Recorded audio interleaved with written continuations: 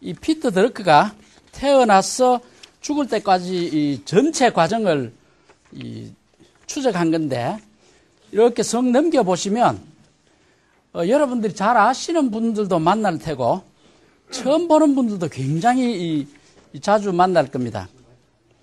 20페이지에 보면 마샬 맥루헌이라는 사람이 나옵니다.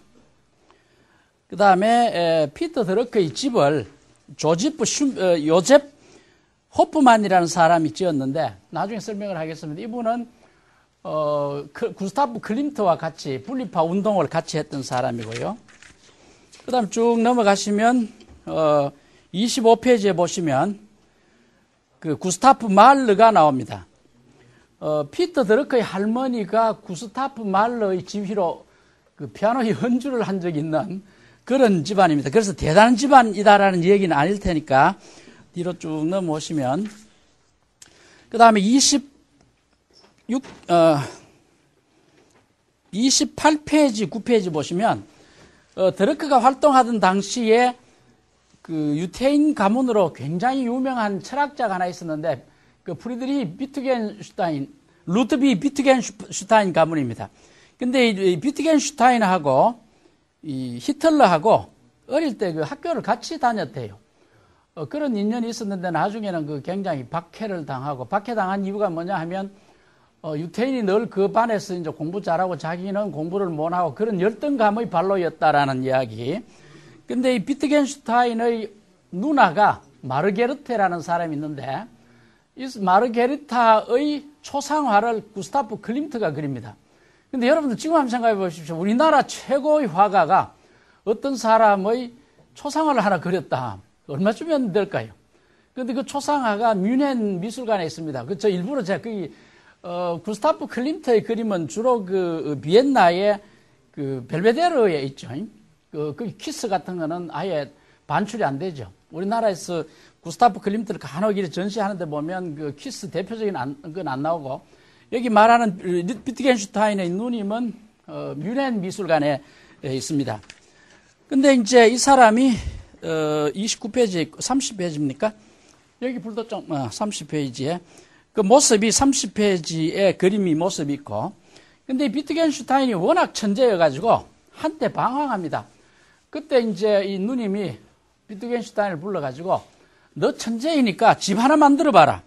그래서 이제 31페이지에 보면 그 비트겐슈타인이 만든 드로잉한 그 집이 하나 있습니다. 이 사람이 이런 말을 합니다.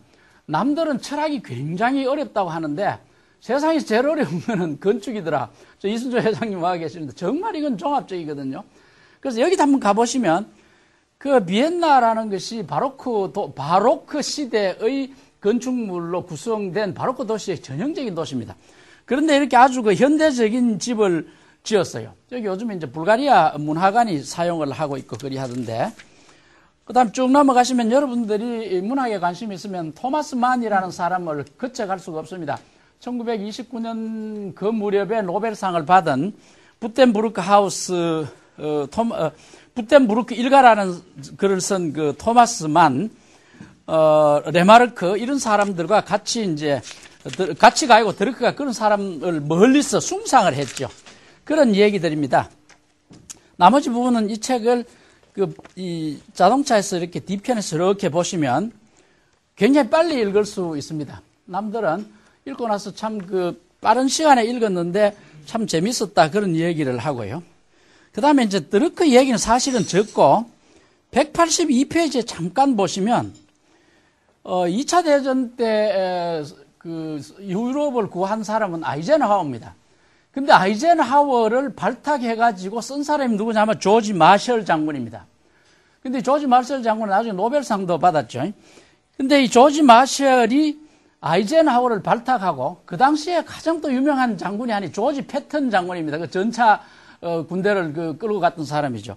근데 그 조지 패턴은 미국 최고의 부하인데 최악의 상사다 그렇게 얘기합니다. 여러분 이런 말은 들어보셨으면 그 친구 말이야. 최고의 부하야. 근데 최악의 상사야. 그러니까 이 패턴 장군은 시키는 일은 무지하게 잘합니다.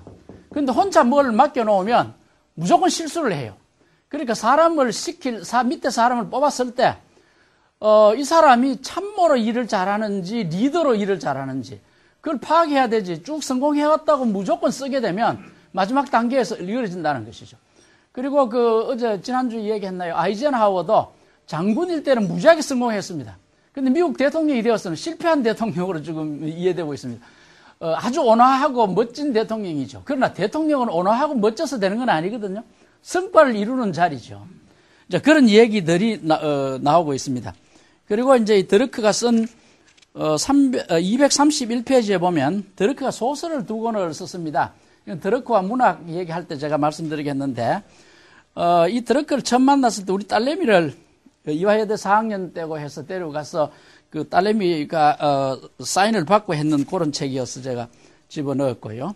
그 다음에 쭉 이렇게 사진이 있는 것만 말씀을 드리면 269페이지에 보면 이제 피터 드러크가 죽을 무렵에 많은 사람이 드러크는 지금 경영학자이지만 노벨 경제학상을 받아야 된다고 추천을 했습니다.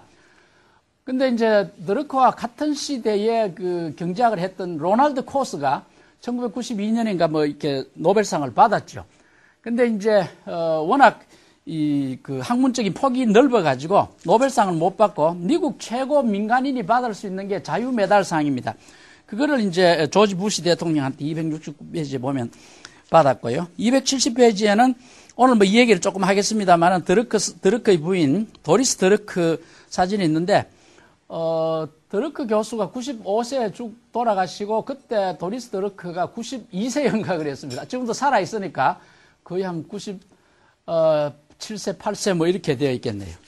아주 그렇게 오래 사는 비결이 뭔가 중에 하나가 엄청나게 유머러스합니다.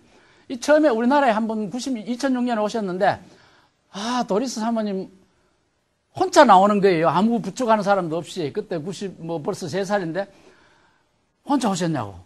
어떻게 내가 여기서 혼자 오느냐고. 그럼 수행원 누가 오십니까? 수행원 그런 거 없어. 근데 어떻게 혼자 오셨어? 비행기 타니까 300명이나 있더라고. 와, 나 막 그 말 듣고 유머는 이런 거구나. 그 다음날 이제 롯데 호텔에서 식사를 하고 이제 이 도리스에서 한 30분 스피치를 하는데 식사하는 장소에 기다리니까 안 오는 거예요. 조금 있으니까 그 추리닝복 입고 달랑달랑 오시는 거예요. 어디 갔다 오냐고. 청계천 좋다고 그래서 그거 갔다 온다고 그래요. 그러니까 이제 사모님이 이제 여기에 보시면 제가 산소가 어디에 있을 텐데 한번 보십시다. 뒤로 쭉 더 넘어가시면 예, 산소를 그러니까 드러크가 돌아가시고 제가 그 드러크의 별장이 있는 곳을 찾았습니다. 303페이지 콜로라도 가는 골목이고 그다음에 309페이지, 310페이지에 있습니다.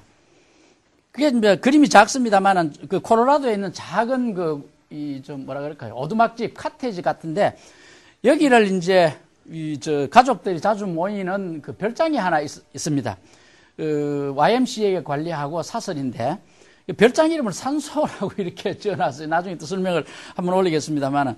그래서 그 드러크 교수님 이 시신은 어디다가 보관하셨습니까? 이런 물었더니 크리메이션 그러니까 화장을 했대요. 그러니까 어디 산소가 있으면 그 무덤이 있으면 가서 제가 사진도 찍고 하겠는데 화장을 했대요. 그리고 화장한 결과는 어떻게 했냐 그랬더니 이 콜로라도에 있는 별장 주변에 뿌렸대요. 그래서 제가 좀 짓궂게 그거 불법 아니냐고 아무데나 이렇게 재뿌리면 불법 아니냐 그랬더니 누가 봐? 뭐 그렇게 얘기를 하더라고요. 그런 이 유머가 이 사람들을 행복하게 사는 드러크 교수를 만나도 참 유머러스합니다.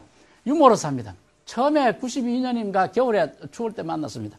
이 교수 겨울에 말이야 카나다 사람 어디에 제일 많이 사는 줄 알아? 그랬더니 카나다 사람 제일 많이 사는 데가 토론토지요. 뭐 그랬더니 틀렸어. 겨울에 카나다 사람 제일 많이 사는 데는 LA야. LA로 전부 지금 따뜻한 데로 온다는 것이죠. 자네 여기 LA 와서 뭘 봤냐?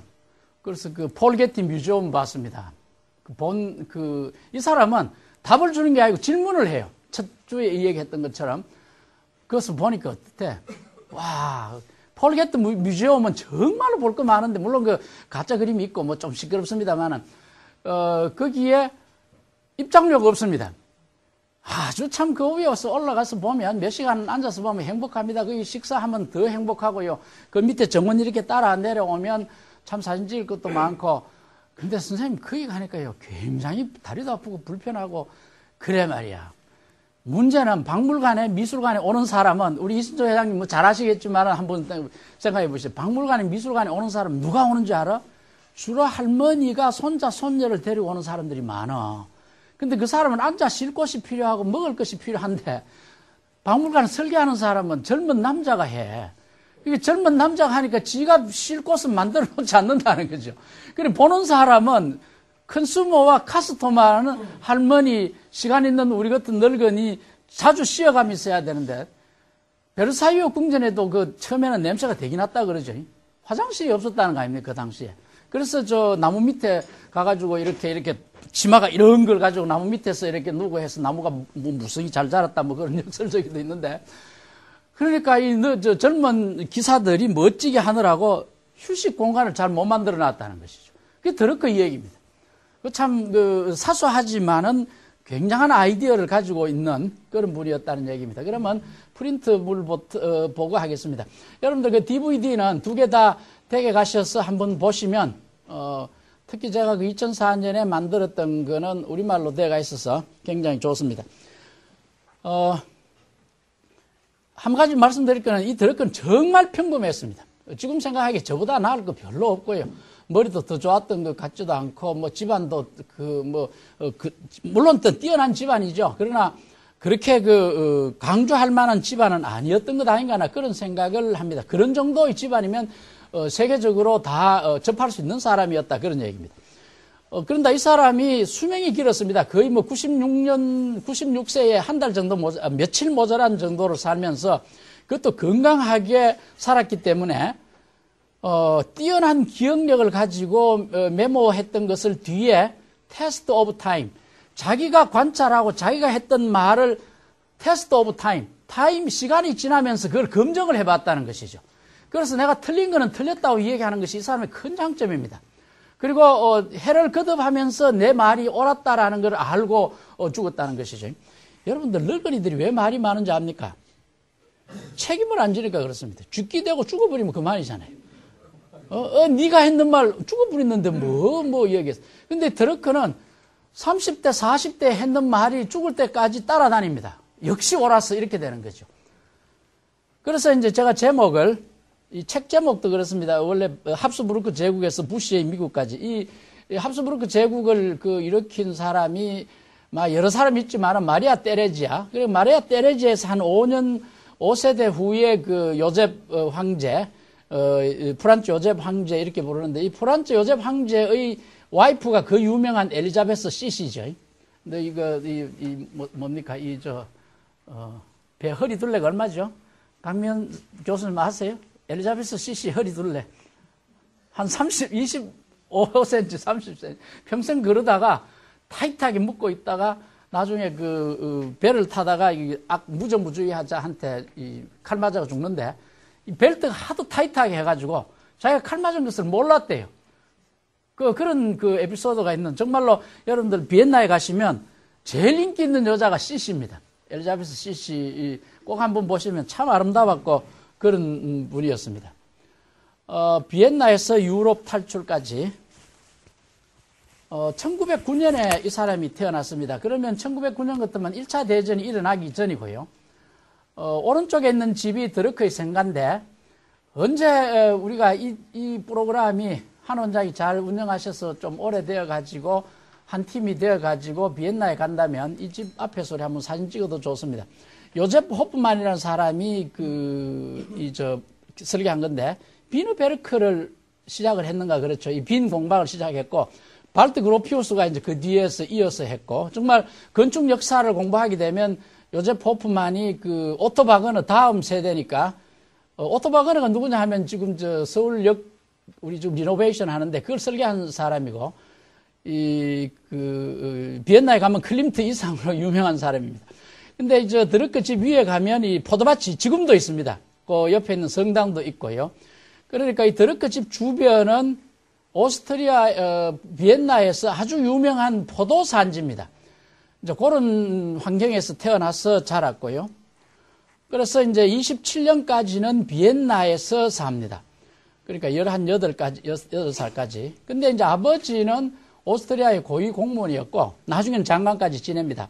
그 다음에 어머니는 프로이트에게 의학을 배운 의사까지는 안 되었고, 의학도였습니다. 그런 집안에서 태어났기 때문에, 자기 살던 이 집에, 매주 한 2번씩 세미나를 했대요. 이 연립주택인데, 오른쪽이 드러크 집이고, 왼쪽은 에곤 웰레스라는 다른 사람 집이고요. 여기에 이제 많은 사람들이 찾아왔습니다. 찾아와서 담론하는 거를, 꼬마인 시절에 자기는 절개 들었다는 것이죠. 그런데 자기 동생은 손님들이 오면 무조건 도망가 버리고, 자기는 손님이 오면 옆에서 듣고, 그 사람은 타고나는 기질이 다 다른 거죠. 그때 드러크가 접했던 사람들이 기라성 같은 사람이죠. 왼쪽에 구스타프 클림트고요. 그 다음에 중간에 이제 요셉 호프만이고, 구스타프 말러고요. 이 구스타프 말러와 구스타프 클림트는 여러 가지를 공유합니다. 이름도 공유하지, 구스타프죠. 그리고 이 두 사람은 한 여자, 알마 마리아라는 여자를 또 공유를 합니다.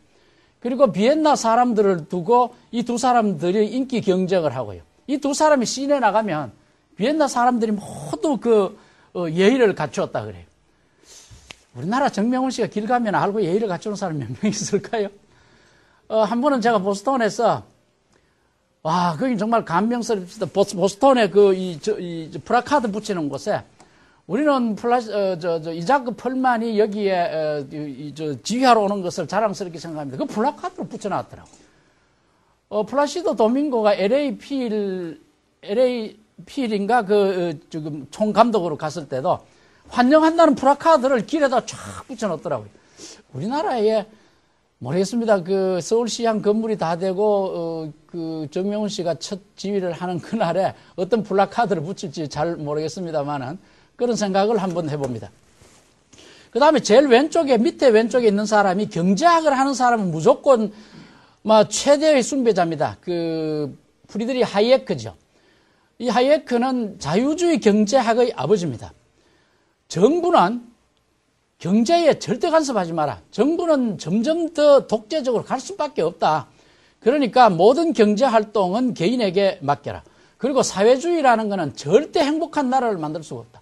왜냐하면 무엇을 잘하도록 경쟁을 시켜야 우리가 좋은 물건을 소비를 해야 되는데, 사회주의라는 것은 똑같이 공급을 하기 때문에 좋은 것이 무언가 하는 것을 모른다는 것이죠.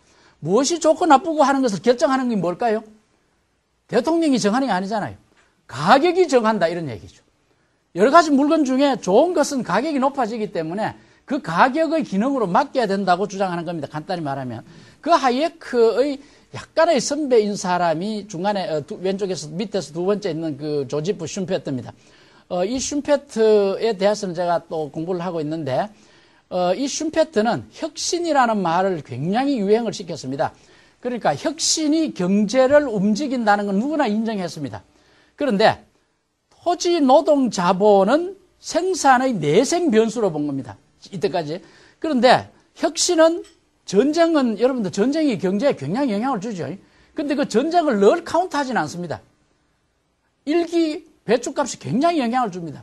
그런데 그 일기라는 거를 경제의 내생 변수로 넣지 않습니다. 근데 이 피터 드러크는 조지프 슌페트는 혁신을 경제 내생 변수로 넣는 겁니다.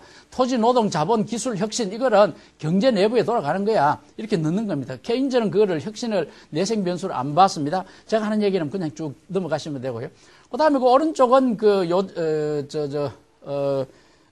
폰 미제스인데, 이 폰 미제스, 슌페트, 하이에크가 피터 드러크 집에 자주 아버지 친구로서 놀러 온 사람들입니다. 그러니까 아버지의 조금 밑에 나이 사람들이죠. 그러니까 아버님이 공무원으로 있으면서 비엔나 대학의 경제학 강의, 기초 강의를 했을 때 한 몇 살 아래의 학생들이었다 그럽니다. 그런데 드르크 아버지는 그때 이제 형편이 좋으니까 이 학생들을, 이 사람들이 상당히 그 유태인 마피아들입니다.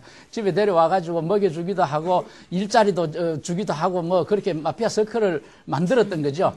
유태인 서클을 만들었던 사람들이죠. 근데 이 사람들을 나중에 드르크가 어릴 때 아저씨 감이 뛰어다녔던 그 사람들 나중에 이제 다 다시 만나는 것이죠. 그 다음에 이제 이 프로이트입니다. 이 프로이트는 드르크가 한편으로 좋아하면서 한편 싫어합니다. 싫어하는 이유가 뭐냐 하면 프로이트는 환자에게 질문을 안 했다는 겁니다. 그 질문을 해야 된다 그 말이 아니고 프로이트 시대에는 지식이 있는 사람과 없는 사람이 확연히 구분되어 있습니다. 그러니까 환자가 오면 지금부터 프로이트가 묻지를 않는 겁니다. 너는 어떤 병으로 내한테 왔어? 나는 너를 치료해 줄 뿐이야. 그리고 의사는 환자에게 친절을 하면 안 돼. 그리고 친절하면 환자가 이 의사에게 너무나 의존하게 돼. 뭐 이렇게 요즘 우리가 생각하는 의사의 모습과는 상당히 다릅니다. 그런데 우리 인간의 내면에 무의식이 있다라는 걸 처음으로 프로이트가 밝혔죠. 다시 말하면 우리는 살고자 하는 에로스 욕구, 성적 충동은 내가 살자는 의미라기보다는 나와 같은 개체를 더 만들어내자라고 하는 인류가 점점 더 번성해야 된다는 그런 충동이죠. 그 반면에 자살 충동도 우리 인간에게 있습니다. 정말로 자살이라는 충동은 살고자 하는 충동하고 거의 같습니다. 대신에 자살 충동은 억제를 시킨 것이죠. 성경에서 억제시켰고 사회에서 억제시켰고 부모가 너는 나보다 먼저 죽으면 안 돼. 자식이 부모보다 먼저 죽는 게 자살이죠. 뭐. 그 끊임없이 훈련을 시켰는데도 자살하는 사람이 굉장히 많습니다. 왜? 그 내면적인 충격요. 여러분들 잔치 왔을 때 잔치 참 끝나고 나면 잔치할 때는 얼마나 멋있어요. 그럼 잔치하고 손님 다 가고 나면 얼마나 서글픕니까? 지난주에 참 재밌었습니다. 그런 것을 처음으로 밝혔다는 것이죠. 그러면 비유적으로 피터 드러크는 지식이라는 것이 생산 요소라는 걸 처음으로 밝힌 사람입니다. 여러분들 중, 고등학교 때에 생산의 3대 요소가 뭡니까? 토지, 노동, 자본 아닙니까? 그때 지식이라는 말 한 적이 없었습니다. 그런데 지금은요, 생산의 결정적인 요소는 지식입니다.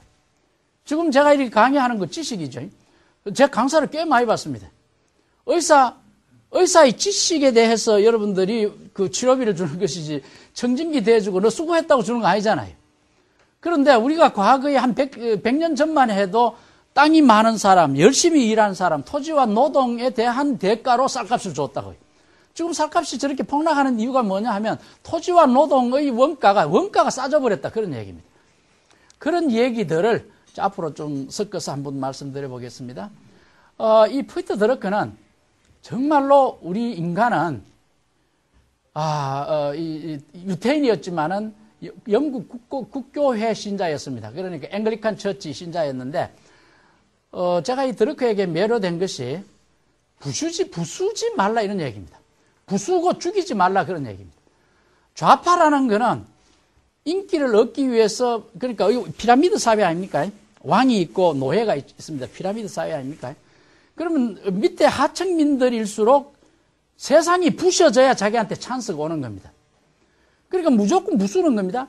그런데 부수고 나면 이 하층민들이라는 거는 예나 지금이나 생각이 짧기 때문에 부순 후에 무엇을 해야 되는지를 모른다는 것이죠. 그래서 인류가 무엇을 만들었으면 조금씩 개선해 나가려야 할 일이지 부수지 마라 이런 얘기. 부수는 것이 이 물건만 부수는 거 아닙니다. 사람 죽이는 것도 부수는 겁니다. 로베스피에로가 그 1789년에서 1894년에 이 무렵에 공포 정치를 할 무렵에 귀족들을 많이 죽이잖아요. 그때 얼마나 많은 사람들이 환호했습니까? 왕궁 부셔주는 것보다 귀족 하나 모가지 잘려버리고 단두대에 신부 잘려버리고 많은 민중들이 박수를 쳤다고요. 그게 뭐냐? 포퓰리즘입니다. 인기 영합주의 아닙니까? 그래서는 우리가 인간이 살아갈 수 있는 사회가 아니다.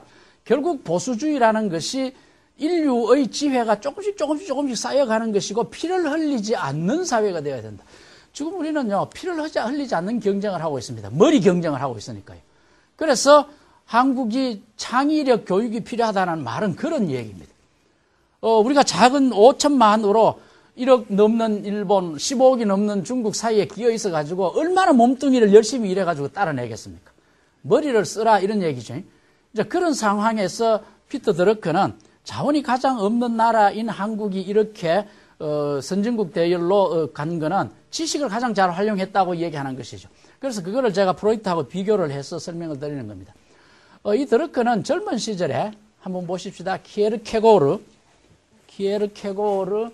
훔볼트, 그 다음에 라도비츠, 좀 생소한 분들이 계실 겁니다. 라도비츠, 이 사람은 이제 가톨릭 보수주의자고요. 에드먼드 버크는, 여러분들이 프랑스 혁명 시절에 대혁명, 프랑스 나폴레옹이 나오고 프랑스 대혁명이 1789년에 나폴레옹이 1915년까지 잡을 이 무렵에 대륙 전체는 나폴레옹이 지배를 했습니다. 근데 바다 건너 영국은 지배를 못 했거든요. 그 영국을 보수주의 나라로 유지한 사람이 누구냐? 에드먼드 버크입니다.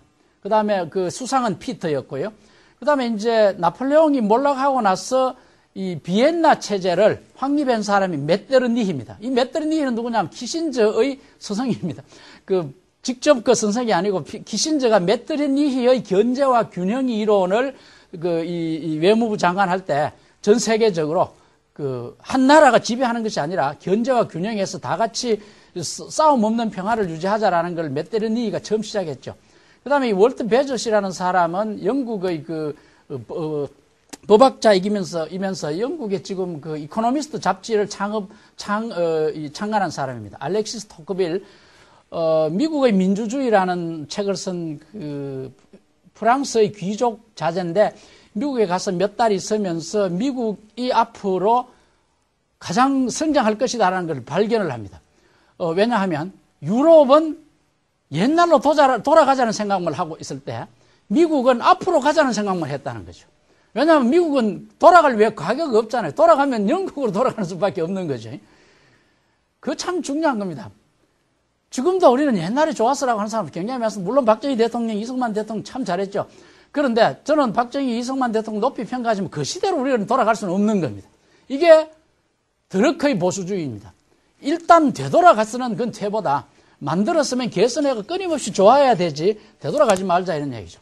그건 보수주의적인 퇴보주의고 두들겨 부숴버리면 그건 이제 좌파가 되어버리는 것이죠. 좌파가 잡고 나면 다시 건설하기 위해서는 또 보수주의자들이 등장하게 되는 겁니다.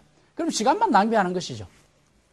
그 다음에 이제 정말로 우리나라에서 프리드리히 율리우스 스탈에 관해서 연구하는 사람이 없는데 제가 드러크를 연구하면서 이제 좀 집중적으로 부각을 했는데 이 사람은 유태인이면서 개종한 루터교 신자고 딱 히틀러하고는 정반대죠. 그래서 이제 이 사람이 1860년대 이렇게 활동했던 사람인데 물론 이제 히틀러가 이 사람이 죽고 나서 히틀러가 등장했는데 이 사람은 어떻게 생각하느냐 하면 이 지구라는 거는 누가 만들었느냐? 하나님이 만들었다고 생각하는 겁니다. 그러면 우리는 이 지상에서 하나님이 보시기에 아름답게 살다. 우리 성경에 하나님이 보시기에 좋았다 그런 얘기를 하잖아요. 그런데 이 지상은 하나님의 왕국 그대로는 아니다. 그 하나님의 왕국을 만들자고 하는 사람들이 모여서 끊임없이 좋은 세상으로 만들어야 되는 것이지 우리 모두가 어떤 특정한 한 사람이 하나님을 대신해서 끌고 가서는 안 된다. 하나님을 대신해서 이 지상에서 누가 나타나야 된다는 게 히틀러, 스탈린, 김일성, 김정일 등등등입니다. 그렇게 해서는 안 된다라고 하는 생각을 1860년대에 발표했던 민주주의적인 철학자였습니다. 이것을 드러크가 33년에 글을 써가지고 나치가 그거를 보고 검서로 정하는 겁니다. 이거를 계기로 이제 드러크는 유럽을 떠나버리는 것이죠. 그러니까 유럽을 떠나겠다. 근데 떠날 명분이 없으니까 이런 책을 하나 발표하는 겁니다. 그러니까 당국에서 탄압하죠. 탄압하니까 이제 잘 됐다 싶어서 이제 도망을 가는 겁니다. 물론 이제 다른 히스토리들도 조금은 곁들여 있겠습니다만은. 근데 이제 앞으로 보시겠지만은 드러크는 많은 광범한 지식을 쌓았는데 어떻게 해서 그렇게 많은 광범한 지식을 쌓았느냐? 이렇게 답변합니다. 자기는 매 3, 4년마다 다른 주제를 선택해서 공부한다. 통계학도 하고 중세 역사도 일본 미술도 경제학도 공부한다. 한 3, 4년간 집중적으로 한다. 3년 정도 했다고 해서 완벽히 그 분야를 섭렵할 수 없지만은 전문가하고 대화할 수는 있다. 그래서 나는 60년 동안 그랬으니까 3년씩 60년 하면 20분야 아닙니까? 와, 드러크 교수를 처음 만났을 때 이 사람은 이 동양화를 굉장히 수집 많이 했습니다. 일본어하고 동양화하고 뭐 조금 다르겠습니다만 한국에 불교가 언제 들어왔죠? 세상에 그런 질문하는 데가 어디 있습니까? 나중에 봤더니 뭐 소수림왕, 고구려 소수림왕 몇 년인가 뭐 이렇게 돼 있습니다. 자기가 이때까지 한 것 중에 잘못한 게 말이야. 한국의 도자기 수집 안 한 거야. 근데 분청, 그러니까 분청 도자기, 그 다음에 백자청자를 다 외우고 있더라고요. 그런 정도로 여러 분야를, 그리고 지금은 뭐 하십니까? 그러니까 나 지금 페루 미술 얘기해. 치첸 2차가 말이야. 아이고, 대화를 이어나갈 수가 없어요. 그런 정도로 늙었어도 뭘 배웠다라는 것이 이 사람이 오랫동안 지식인으로서 대우받는 사람이었다라는 것을 생각을 해봅니다. 그래서 33년 같으면 1909년에 사람이니까 24세 때에 런던에 가서 케임브리지 대학에서 케인스를 만납니다. 행운이죠. 20세기를 지배했던 두 경제학자 그러면 케인스하고 뭡니까? 슈페터인데 슈페터는 어릴 때부터 아버지 친구였고 케인스는 24살에 그 지식 활동이 활발할 때 만났다라는 것이 얼마나 행운이었습니까? 근데 케인스의 경제학은 숫자의 경제학이더라 이런 얘기입니다. 공급을 얼마 하면 얼마의 산출이 나온다. 그 말은 뭐냐면 인간의 가치는 똑같다고 생각하는 겁니다. 내 가치하고 다른 사람 가치하고 어떻게 똑같습니까?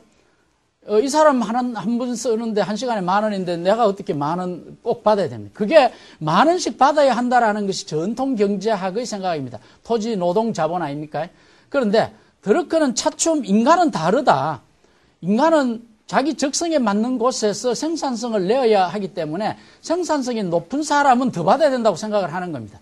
이제 이렇게 해서 드러크는 이 케인스를 비판하고 슈페터를 굉장히 강조하는 그런 글들 뒤에 많이 생깁니다. 그래서 제가 지금 다음에 시간이 있으면 쓰고 싶은 책이 케인스, 슈페터, 피터 드러크 이걸 이제 비교하는 책을 한번 쓰고 싶은데 팔리진 않을 겁니다만 의미 있는 책이 될 것 같고요.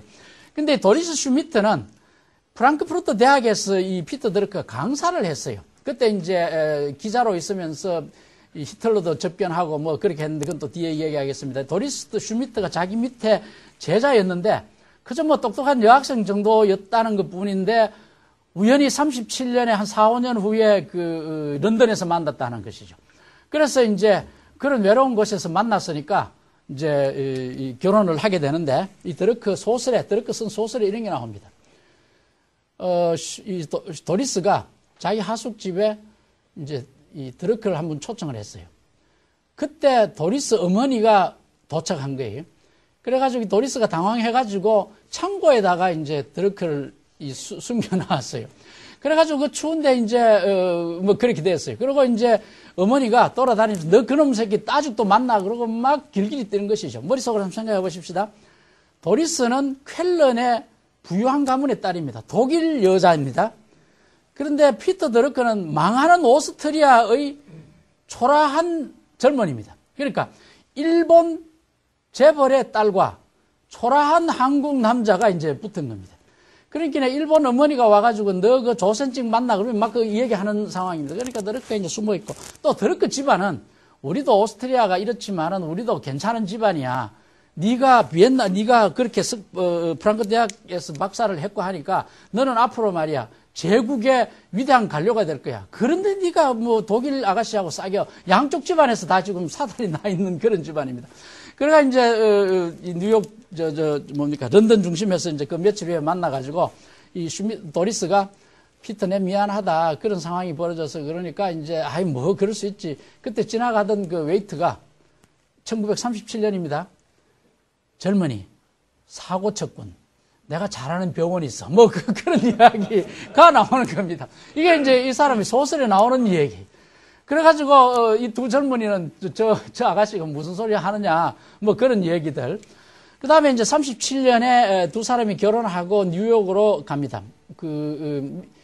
유럽 신문사 컨소시엄 이 파견 기자로 가서 이제 사라 로렌스 대학에서 경제학, 통계학 강의를 하면서 미국에 일어난 얘기를 유럽에다가 쓰는 그런 이 통신원 노릇을 했습니다. 비교적 젊을 때에 이 드러크 사모님 어릴 때 사진은 참 이쁘고 그렇습니다. 이 드러크 교수 사모님은 본인도 메모아를, 회고록을 하나 썼는데 제목이 이렇습니다. 라디움을 발명하든지 머리채를 잡아 빼든지 그렇게 되어 있습니다. 원제목은 뭐냐 하면 유럽에서 이 당시에 공부를 한 여자들은 퀴리 부인처럼 노벨상을 받는 위대한 사람이 되든지 안 그러면 집에 있어야 된다 이거죠. 그러니까 너 말이야 노벨상을 받든지 그렇지 않으면 내 머리카락을 집어 뜯을 거야. 그러니까 이 대학을 가는 사람이 거의 없던 시대에 대학을 갔으니까 막 어떻게 보면 젊은 시절에는 그 아름다운 시절만은 있었던 건 아니다 그런 얘기를 하고 싶습니다. 그리고 이 드러크에 관한 자료를 제가 많이 모았는데 젊을 때 자료가 거의 없어요. 어릴 때는 더 없고요. 왜 없느냐 그랬더니 나치를 피해서 도망오고 뉴욕으로 오고 이런 과정에 자료들이 다 없어져 버렸대요. 이거는 거의 말년에 참 아름다운 모습이죠. 불은 잘 안 보입니다만은 말년에 그러니까 드러크가 한 94세, 도리스 여사가 91살 뭐 이럴 때 이 도리스 여사가 96살 나중에 또 미국 3분 더 만났습니다. 그때도 악수를 하면요 손을 잡고 막 이렇게 흔들어요. 드러크 교수가 이런 얘기를 합니다. 91살 때 우리 집사람은 말이야 3시간 자동차를 타고 가서 어디 강의를 하고 와. 근데 나는 30분만 이렇게 걸어도 피곤해. 뭐 그런 얘기를 해요. 90살까지 테니스를 쳤대요. 이 사모님이. 39년부터 50년 사이에는 드러크가 정치, 경제, 사회에 관심을 갖습니다. 최초로 쓴 책은 조금 전에 말씀드린 율리우스 수탈에 관한 소책자입니다. 제가 다음 주에 피터 드러크 39권 책을 다 요약한 책을 여러분들 공부하라고 드리겠는데, 거기에 보면 이제 저는 최초의 책을 율리우스 스탈에 관해서 쓴 책이고 그것을 검수로 당했던 것을 최초로 책으로 쓰는 저는 그렇게 간주하는데 그게 퍼블리싱이 안 됐어요. 나중에 미국에서는 이제 퍼블리싱이 되는데 최초로 책으로 책 형태로 나오는 것은 경제인의 종말입니다. 이 부분도 나중에 미래 예측할 때 한번 집중적으로 다루겠습니다. 42년도에 버몬트 베닝턴 대학 교수가 됩니다. 여러분들이 베닝턴 그렇게 처음 들었을 겁니다. 학생이 한 1000명? 안 되는데.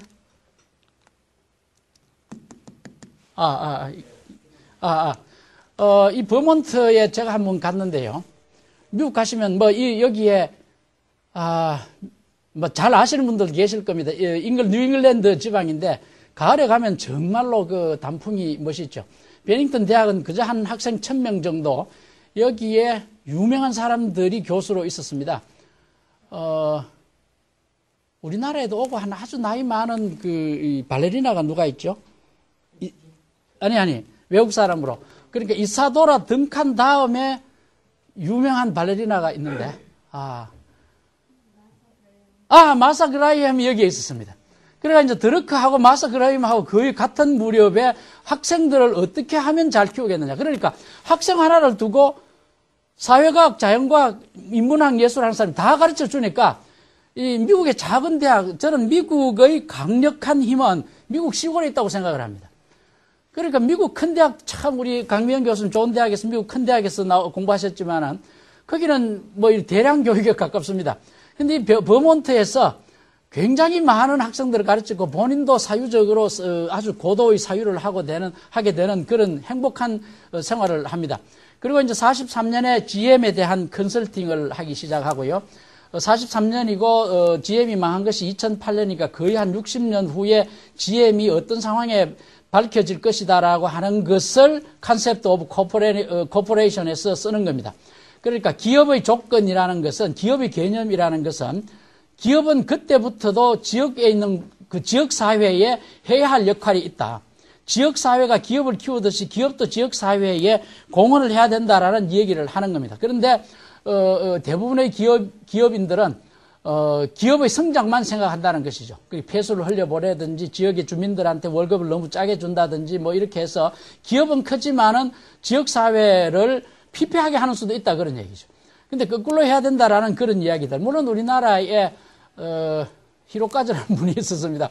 정반대의 역할을 하신 분들도 계시고 하지만은 그때 벌써 드러크는 그런 주장을 했습니다.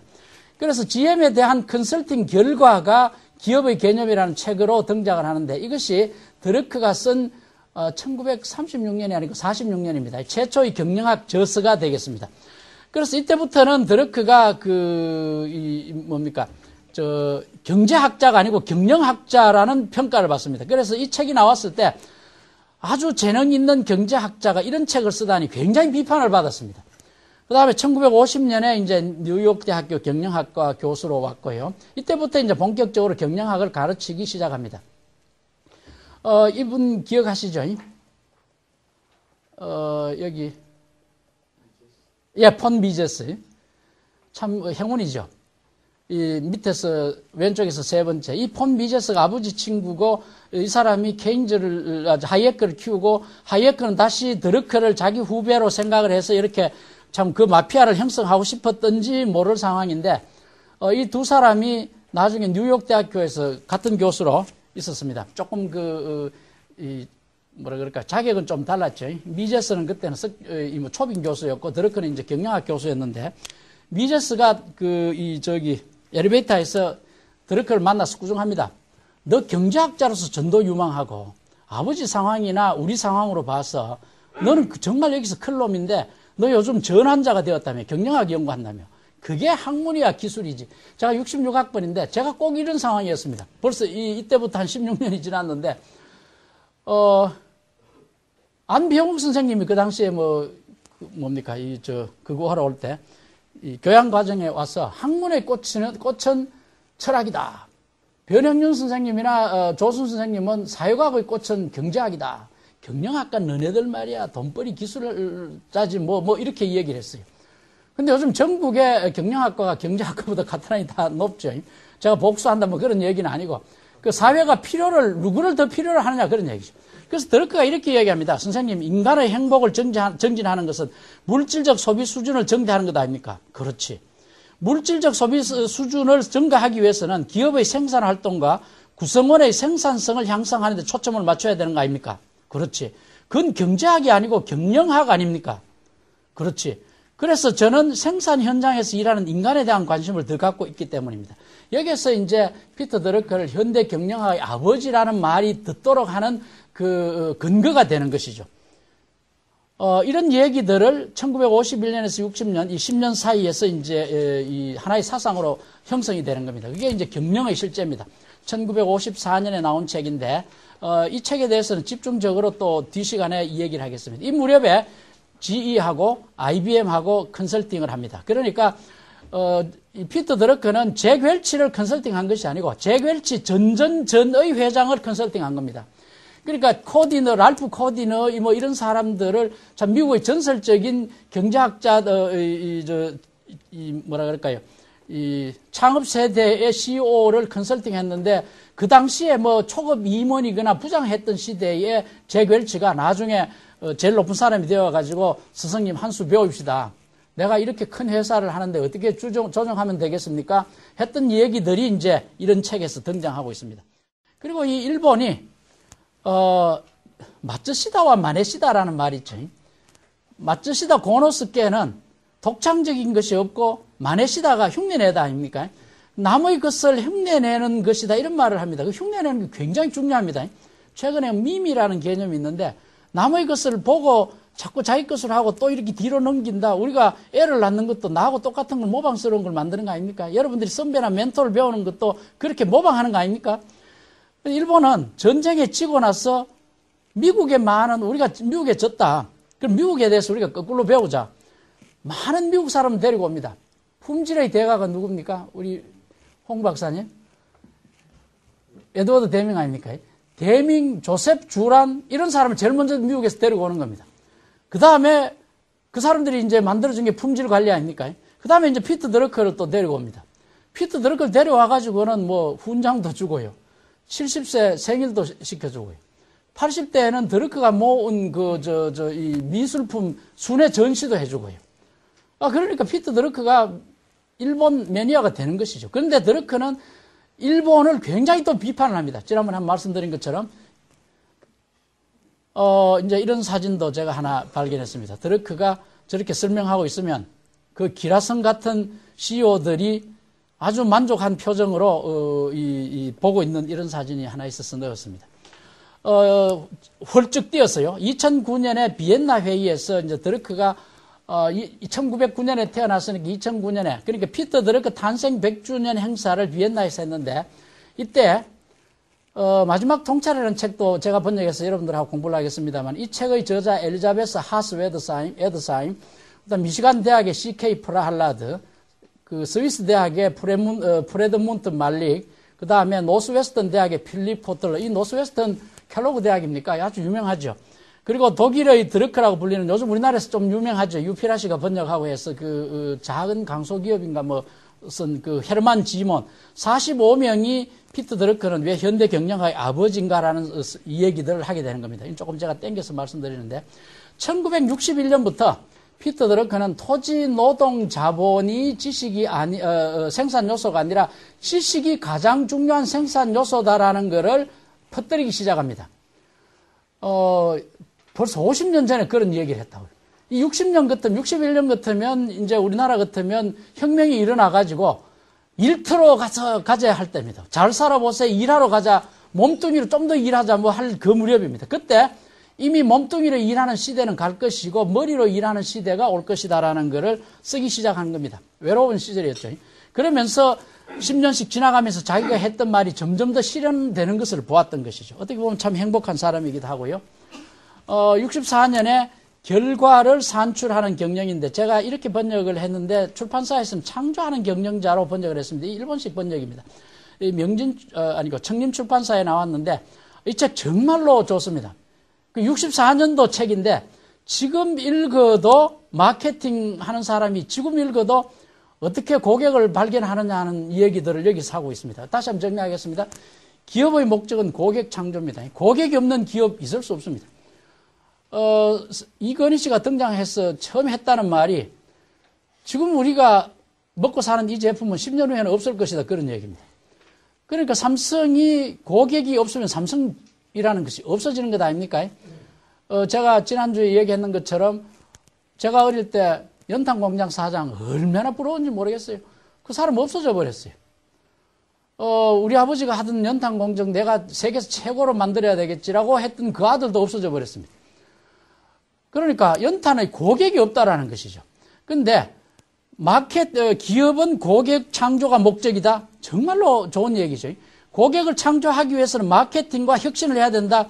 이 말을 이 창조하는 경영자에서 처음은 아니죠. 이 얘기를 하고 있고요. 그 다음 67년에 와서는 자기 경영로부터 정말 좋은 책이죠. 이제는 우리가 지식 근로자가 되었으니까 남이 시키는 대로 일해야 하는 것이 아니고 내가 무엇을 할 것인가를 스스로를 관리해야 된다. 자기 관리라는 개념은 인류 역사상 혁신적인 생각입니다. 내가 나를 관리해. 그런 게 어디 있습니까? 귀족은 왕이 시키는 대로. 그 다음에 기사는 귀족이 시키는 대로. 농노는 영주가 시키는 대로 일을 했잖아요. 옛날 양반집 하녀 하인들이 양반 마님이 부엌에 들어오면요, 막 쫓아냅니다. 마님 여기 들어오시면 우리는 할 일 없어지잖아요. 밖에서 시키기만 하십시오. 그런 얘기입니다. 그럼 일 다 하고 났으면 마님 일 다 했으니까 제가 이제 뭐 하지요? 이 하녀들은 시키는 일만 하지 자기가 뭘 못 했다고요. 근데 지금은 모두 지식 근로자가 되었기 때문에 내가 할 일을 내가 정한다는 것이죠. 그 쉬운 일 아닙니다. 이제 그런 얘기들을 67년에 아주 지금도 제가 번역한 책 중에는 제일 베스트셀러고요. 그 다음에 이제 책이 굉장히 두꺼운 책인데 미래를 진단하는 단절의 시대. 그러니까 이 세상은 꾸준히 변하는 것이 아니고 어느 시절에 단청이 있고 또 이렇게 성장하다 또 단청이 있다는 것이죠. 그 단청 현상이 세상을 바꾸는 일이다. 그런 얘기입니다. 소고기 값이 폭락하고 미국에서 FTA를 하자. 그 다음에 배추 값이 폭등을 하고, 배추 값이 폭등을 하든 폭락하든 농민들 못 사는 건 마찬가지입니다. 우리 소비자만 문제죠. 이런 현상이 일어나는 것은 일종의 단청 현상이죠.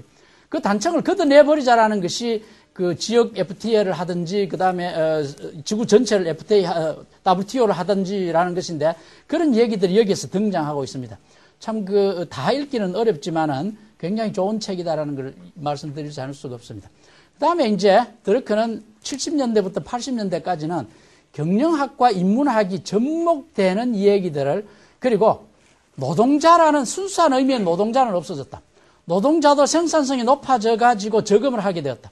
그 저금 모인 것이 연금이 되었고, 그 연금이 대기업의 주식을 샀고, 그래서 노동자가 결국은 대기업의 주주가 되어버렸다. 그래서 순수한 의미의 노동자는 없어져 버렸다. 그래서 마르크스는 끝이 났다. 이제 이렇게 얘기하는 과정을, 드러크 이 얘기를 들으면 왜 그런가 하는 이유를 알 수가 있습니다. 그러니까 저도 요즘 소크라테스부터 공자, 그다음에 노자에서 소크라테스 프로타고라스를 비교하는 공부를 하는데, 그 사람들은 이러하다라는 얘기만 하지 왜 그런가에 대한 얘기가 없습니다. 근데 드러크는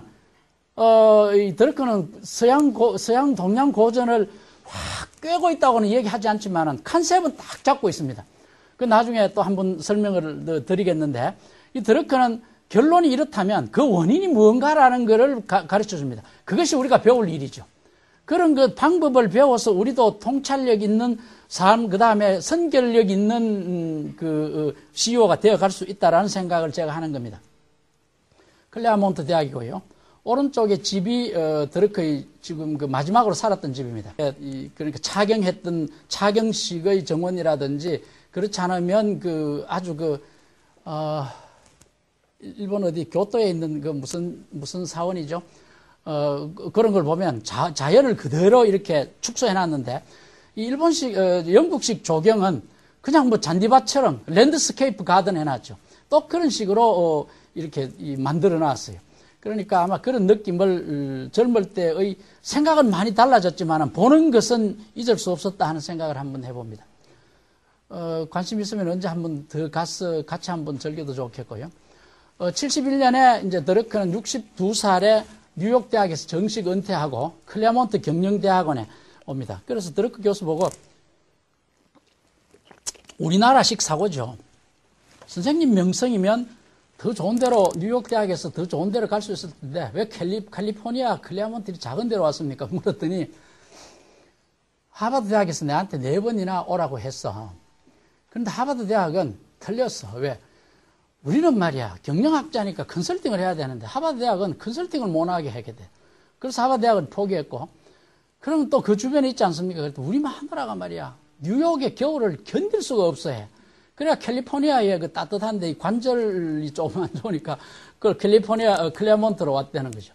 그리고 왔더니 또 일거리가 또 새로 생겼고, 그래서 73년에 쓴 책이 매니지먼트라는 이 드러크의 백과사전입니다. 우리나라에서 번역이 되어 있고 제가 이제 감수를 했는데 굉장히 두껍고 아마 참 다 읽기가 어렵지만 데스크 매뉴얼로 놓고 광고 넘겨보면 광고에 대한 이야기, 생산 넘겨보면 생산에 관한 이야기. 그러니까 이 드러크의 백과사전 같은 책이 이제 2권으로 나와 있습니다. 미국에서는 책 하나고, 최근에 이제 리바이즈 폼이 나왔는데 짐 콜린스가 이 권두원을 썼고 뭐 그렇습니다. 그 다음에 이제 보이지 않는 혁명이라는 것은, 마르크스는 잘 사는 사람의 것을 빼앗아서 못 사는 사람한테 주자, 빼앗아서 주자, 이건 보이는 혁명입니다. 저항을 하니까 피를 흘려야 되니까요. 그런데 노동자들이 잘 살아가지고 자기들이 주주가 되면서 두들겨 부술 필요가 없으니까 이건 보이지 않는 혁명이 시작되었다라는 것이죠. 이게 76년에 주장을 하는 겁니다. 지금 우리나라는 보이지 않는 혁명이 지금 진행되고 있는 겁니다. 다 못 산다 그러지만은 좀 오프 더 레코드겠습니다만, 좌파가 정권 잡고 나면 그 좀 관련되는 높은 사람은 다 비행기 1등석 타는데 애까지 다 태워간다 그러더군요. 그 자기가 돈 내는 것 아닐 테거든요. 그거를 되어준 기업이 있었다면 그것도 잘못이기는 하겠습니다만은, 어쨌거나 우리 인간의, 대한민국 사람들의 지식 생산성이 향상이 되어가지고 그만큼 여분이 있고, 좌파들의 주장을 지금 수용하고 있는 겁니다. 그러면서도 국민들은 불평은 늘 하게 되어 있는 것이죠. 하면서도 이 혁명이 지금 일어나고 있는 것이죠. 두들겨 부시지 않는 자본주의적 혁명이 일어나고 있는 겁니다. 78년에, 그러니까 1909년이니까 69살에 자기의 자서전 비슷한 걸 하나 씁니다. 방관자의 모험. 그러니까 이 피터 드러크는 절대로 큰 곳에서는 일을 못한다 그래요. 자기 혼자 일을 하는 스타일이고요. 혼자 일하는 스타일이 유리할 때 굉장히 많습니다. 주변 사람한테 시켰는데 내 수준을 안 따라오면 속이 타고 그런 경우 상당히 많습니다. 그래가지고 뭐 머리는 뒀다 뭐 하냐 그러면 뭐 모자 쓸 때 씁니다. 뭐 이렇게 하고 뭐 그럼 복장 터집니다. 그러다 뭐 이거 잘 안 보인다 뭐 이거 이렇게 하면 안경은 뒀다 뭐 합니까? 뭐 하면 또 따라 붙습니다. 안경은 뭐 저 귀에 걸 때 씁니까? 그리고 뭐 하여튼 뭐 어쨌거나 사람과의 관계라는 게 참 쉽지 않습니다. 그거를 잘 넘길 수 있는 사람은 큰 기업을 하는 거고 그걸 잘 못 보는 사람은 뭐 우리같이 이렇게 책 보고 또 딴 얘기하고 뭐 그렇게 사는 겁니다. 79년에 70살이죠. 부서의 노래라는 유명한 책을 썼습니다. 이 피터 드러크 책 중에 내가 보기에는 가장 잘 썼는데 출판이 재판 안 된 책 중에 하나입니다. 일본에 관한 얘기들이고 다음에 드러크와 미술 얘기할 때 하겠습니다. 이건 제 말인데 교양인을 만드는 4대 요소 문학, 예술, 역사, 철학이다. 교양의 기초가 없는 지식인은 평생을 전문 영역에 갇혀 살게 될 것이다. 그래서 영어로 하면 You have to know everything of something. 보편적인 건 알아야 된다 이런 얘기죠. No. 한 가지 something 하는 건 전문 분야입니다. 전문 분야에는 모든 것을 알아야 된다. You have to know everything of something. 어떤 전문 분야에 대해서는 모든 걸 알고 and something of everything. 그러니까 역사, 문화, 철학과 같은 everything에 대해서는 조금씩은 알아야 된다 이런 얘기죠. 대화는 해야 되고 남의 아이디어를 캐치할 줄은 알아야 된다 이런 얘기죠. 그래서 교양을 위한 교양이 아니고 오늘 우리가 만난 이 얘기는 경영과 문사철 예를 통합을 하자 이런 얘기죠. 디자인 제가 요즘 그 포항제철 포스코에서 한 주에 한 번씩 지금 6차례 세미나를 하는데 역사에서 배우는 경영 이렇습니다.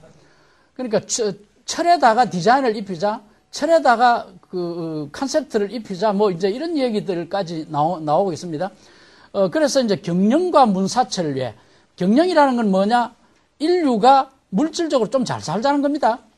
그러면서 정신적으로도 잘 살아야 될 것 아닌가 하는 얘기가 이 10번 과정을 정경련에서 만들어낸 그 아이디어입니다.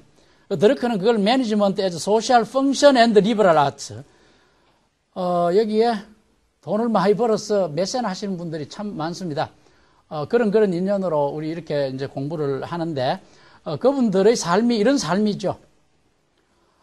제가 이제 92년 12월 26일 날 92년이니까 자본주의 이후의 사회를 처음 번역했는데 92년이니까 1909년이니까 이 사람이 83살 때입니다. 드러크 선생님, 제가 자본주의 이후의 사회를 번역했습니다. 혹시 한 분 만날 수 있을까요? 답이 오리라고 도저히 생각 안 했습니다. 83살에.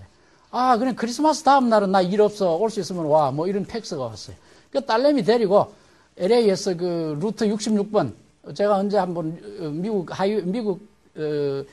국도 66이라는 책을 하나 쓰고 싶은데 이 시카고에서 LA까지 오는 그 서부 개척사의 유명한 길입니다. 66번 국도. 그 중간에 있다 그러더라고요. 그래서 차를 빌려가지고 이제 쭉, 애는 옆에서 이제 쭉 지도 보라 그러고 제가 이제 몰고 갔는데 참 영광이었죠. 개인적으로. 그때 이제 이 얘기입니다. 내가 한 가지 후회하고 있는 것은 일찍이 한국의 도자기를 수집하지 못했어. 나는 이것이 그냥 이빨림인 줄 알았습니다. 근데 나중에 드러크가 동양화에 대한 글을 쓴 거를 보고 이 사람은 정말로 성실하구나. 자기 한 말을 자기가 책임을 지는구나. 이빨림이 아니었다는 걸 알게 됐습니다. 드러크와 동양예술, 이거는 드러크와 미술 얘기에 하겠습니다. 참 멋있는 얘기를 합니다. 선생님, 일본 예술에 어떻게 좋아하게 되었습니까? 그건 나는 사랑에 빠졌지. 사랑에 빠지는 거 설명하지 못하는 것 아니냐? 이런 얘기를 해요. 여러분들 사랑하는 사람에 대해서 설명해서 이 얘기 할 수 있을까요? 그건 느낌 아닐까요? 그리고 이제 런던에서 처음 봤는데 우연히 비를 피해가지고 우연히 만나는 경우 참 많죠. 여러분들이 배우자를 만날 때 모든 조건, 내 배우자가 모두를 관찰하고 하나를 뽑습니까? 그렇지 않잖아요. 여러분들이 신발을 하나 신는다고 할 때 세계에서 제일 좋은 신발 신습니까? 그렇지 않잖아요. 그저 백화점에 가서 좋아 보이는 거 하나 우연히 만나는 것이, 롯데백화점에 가서 우연히 갖는 것이지, 여러분들 롯데백화점에서 보고 더 좋은 것이 있는가 싶어서 런던 가서 헤로드 백화점에 가보지는 않잖아요. 근데 만난 그 순간에 사랑에 빠졌어. 참 예술에 대한 설명을 이렇게 할 수 있구나, 뭐 그런 생각을 해봅니다. 저는 모차르트 음악을 어릴 때부터 좋아했는데 왜 그랬어요? 1000번 듣고 그렇게 좋더라고요. 제가 다음 주부터는, 오늘도 그랬습니다만, 이 모차르트 음악을 식사할 때 더 틀어드리겠습니다만, 던떠런, 뭡니까, 피가로 결혼에 나올 때, 처음 들었는데 그게 그렇게 좋더라고요. 그래서 저는 그걸 고객 만족 음악이라는 컨셉으로 이렇게 정했는데, 그리고 이제 40년에 미국에서 이제 그 전쟁하기 직전에 이 워싱턴에서 좀 근무하면서 프리어 갤러리에 자주 다녔고, 그 59년부터는 결정적으로 일본에 강의를 하면서 강사료를 일본화 수집을 했다는 것이죠. 제 개인적으로 경험을 하나 말씀드리면, 뭐 여러분들 제 보시기에 별거 아닙니다만 저는 그래도 나름대로 재밌게 사는데, 제가 30대 초에 영유약품소 이사를 했습니다. 31살인가 했는데, 그때 회장이 굉장히 유명한 분이었습니다. 삼성전자에서, 삼성물산에서 전무까지 하시고 독립하신 분인데, 이 이사. 회사의 격은 말이야, 사장실 뒤에 붙어 있는 그림의 격과 같아. 그때 제가 그 말을 듣고 오지오 그림을 하나 수집을 했거든요. 그거 팔았더니 딸내미 시집 돈을 보내겠더라고요. 지금 그것도 가지고 있었으면 참 좋았겠는데, 뭐 그런 생각도 한번 해보고 그렇습니다. 그러니까 그 리더라는 것의 한마디가 던져주는 라스트 포인트가 참 크다라는 생각을 한번 해봅니다. 이 얘기는 나중에 또 다음에 하겠습니다. 제가 이제 지난해에 캘리어먼트 행사를 다시 갔습니다. 간 이유는 드러크 소장전을 한다기에 그걸 보러 갔습니다. 이건 다시 한번 다음 주쯤 한번 하겠습니다. 이런 그림을 수집했다는 것이죠. 이 그림이 1750년에서 1837년에 산 사람이 그린 그림입니다. 우리나라에서도 이런 연대 그림을 하나 가지고 있다 그러면 꽤나 비싸지 않겠어요? 김홍도 시대쯤 될까요? 이 시기가. 그 다음에 15세기 이 새우를 먹어치운 겐슈. 요즘 제가 이 그림을 해설하느라고 요즘 아주 재밌게 지내고 있습니다. 그냥 보면 아무것도 아니에요. 새우 한 마리 들고 있는 뭐 이상한 늙은이죠. 근데 이거를 설명하라 그러면 절 이야기, 뭐 부처 이야기, 그 다음에 먹의 농담이 어떻느니 보이는 만큼 안다고요. 그런 생각을 해보는 겁니다. 다시 한번 이야기할 시간이 있지 싶습니다. 그리고 81년부터 90년 이 무렵에는 이제 72살, 거의 80 무렵에 또 다른 얘기를 한다는 것이죠. 변화와 혁신, 소설과 비영리 단체에 관심을 바꿨다라는 것이죠. 우리나라의 비영리 단체에 대해서 우리 노 소장님 하시는 연구소에서 열심히 하고 있고, 우리나라에 지금 비영리 단체, 비영리 조직에 관한 얘기들이 굉장히 등장합니다. 이 드러크가 벌써 80년대, 90년대에 정리해놓은 얘기들을 에서 많은 덕을 보고 있다고 그렇게 얘기를 합니다. 이 드러크는 오스트리아 사람이기 때문에 고산 등산을 굉장히 잘한다 그랬어요. 드러크 책을 지금 번역하고 있는데, 퍼뜩하면 자기가 스키 타다가 무릎 다친 이야기, 산에 올라가다가 떨어져서 등 다친 이야기, 그런 얘기를 하고 있습니다. 그러니까 인생은 책상에 앉아서 공부만 하는 것이 아니고, 음악도 듣고 미술도 수집하고 밖에 나가서 좋은 공기도 마시고 이런 생활을 하자라는 얘기를 강조하진 않지만은 암시를 하고 있고 그렇습니다. 80년에 소설을 하나 씁니다. 82년이니까 73살이죠. 중간에 있는 피터 드러크, The Last of All Possible Worlds. 이게 번역하기가 참 힘듭니다. 그래서 저는 이걸 최후의 가능한 세상, Last Possible World 이랬는데, 이 책 제목도 자기가 만든 게 아니고 볼테르의 소설 중에 깡디드라는 게 있습니다. 우리나라에 번역된 게 있습니다. 깡디드 한번 쾌쾌 먹은 책인데 그래도 인터넷에서 사니까 있을 때 참 재밌어요. 그러니까 이 깡디드의 주인공은 어떻게 생각하느냐면, 세상은 내한테 무슨 일이 일어나는데 그 일어나는 일은 모두 다 내한테 좋은 일만 일어난다고 생각하는 겁니다. 굉장히 중요한 생각입니다. 제가 얼마 전에 우리 나중에 이야기하겠습니다만 밝히겠습니다만, 히로카즈에 관한 이 얘기를 제가 하루 만에 다 읽었는데, 그분은 끊임없이 세상은 어려움을 주지만은 끊임없이 좋은 방향으로 내가 해결할 수 있는 대로 간다는 것이죠. 그렇게 낙천적으로 살아가는 사람과 이 세상은 우리 인간이 살만한 것이 못 돼라고 생각하는 사람은 다르다라는 것이죠. 그래서 이 세계 역사상 1910년대를 좋았던 시절이라고 하는데, 벨 에포크라고 하는데, 그 시절에 왕족이 아니고 왕족 밑에 귀족 조금 밑에 가는 부르주아들의 삶이 어땠느냐 하는 거를 이 드러크가 이 사장으로 책을 만든 소설인데, 이거 다음에 한번 설명을 드리겠습니다. 그런데 그 사장이 뭐냐 하면 현학 사중주를 의미한다, 그런 얘기죠. 서론, 본론, 결론, 1, 2, 3, 4학점처럼 뭡니까? 드러크 시절에 가장 유명했던 사중주 이 작곡가가 브람스에서 영향을 받은 체코의 제일 유명한 음악가가 누구죠? 드볼작. 그 드볼작의 사악장 현악 사중주가 굉장히 유명합니다. 그러니까 각각의 악장이 음악입니다. 그런데 네 개를 합해놓으면 또 다른 음악이 된다는 것이죠. 이제 그런 이야기들.